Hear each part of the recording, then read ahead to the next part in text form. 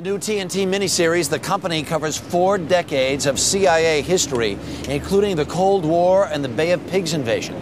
Chris O'Donnell leads an all-star cast playing an idealistic recruit who questions himself with every mission he carries out.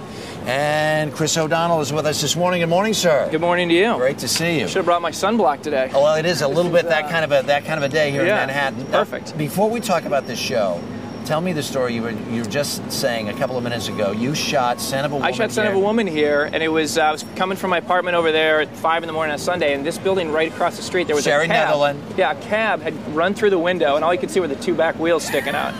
And it was a Sunday morning, so no one had really gotten out, but I think we were one of the first people to see it. So, well, thank goodness. Apparently they got it out and fixed the window. I think they did. Tell us a little bit about this show, because it really covers a lot of territories. An amazing cast. Well, it's interesting because, I mean, for me, the CIA is one of the most fascinating topics around. Right. I mean, it's shrouded in such mystery.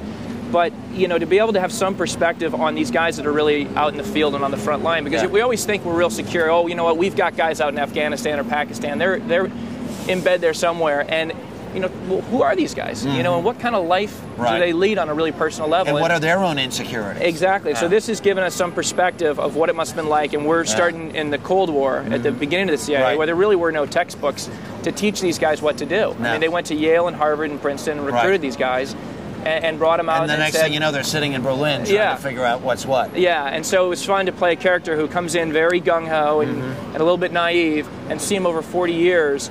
You know, the realities are brought, you know, up close and personal for him, and he's hardened by the whole situation. The show starts in Berlin and very soon moves on to the Bay of Pigs, and we want to show a scene from that show that's coming up this weekend. Let's take a look. Need air cover! Do you copy me? Whistle stop! Need air cover! Got your ass out of here, Jack! You can't help us anymore. Damn it, Roberto! I'll leave when everyone leaves! Jack! We don't need America's help anymore!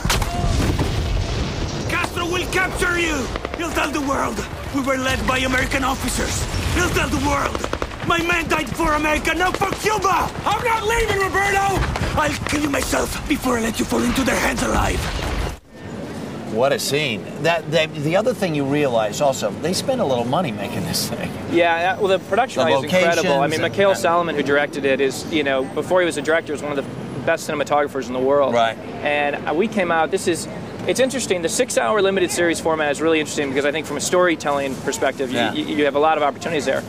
But, you know, it's not TV where you're rushing to get things done, and it's also not a film where you have all the time in the world. But because Mikhail Salomon was so good and his crew technically are so good, we did shots and had setups in this show that I've never seen before. It was really amazing. Other people on the cast, Michael Keaton, Alfred Molina, these are some really, really good actors. Really talented. Who did you work with that you said, I like that. I like what's going on there. Well, you know, they all have different techniques. I mean, Michael Keaton is very technical, and he's kind of in his own world. Very precise about Very precise, and does something very different for him. I think he's fantastic. I think people will remember how fantastic he is as an actor. And then Alfred Molina, you don't even know he's acting. He makes it look so easy, and he's so easy to work with. And Alessandro Nivola and Rory Cochrane, I mean, just great actors. Really, and that makes all the difference. I think that, you know, Ridley Scott produced this, and anytime you have his name on something, it just raises the bar. And it attracts great talent from an acting standpoint, but also from a technical standpoint, and you just want to be a part of it. How's life for you? How many kids now?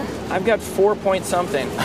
We've got another one coming. Are you serious? I am, yeah. And I heard you did the American Girl movie. I did these little American Girl dolls, which are so popular. Huge. My oldest daughter's 7. She loves them, and they called me about playing the dad to Kit Kittredge.